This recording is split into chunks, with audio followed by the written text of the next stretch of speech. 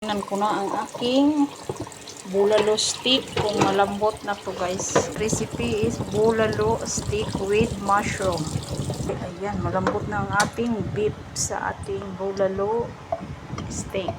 Malambot na kasi gagawa natin ito na sauce ang ating. Ayun, nagagawa ko ng bulalo stick guys. Natin ang ating bulalo stick.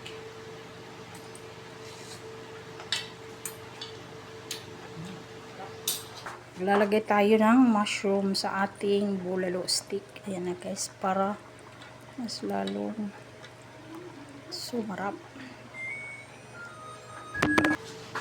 Wow, may bulalo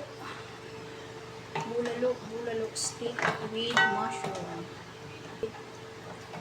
With bulalo stick by this style with mushroom. Tikman natin guys ang ating bulalo stick. Adan na ang ating bulalo.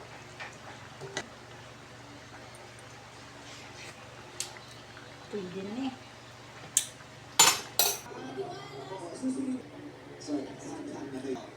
So, ikaw may girlfriend na lang.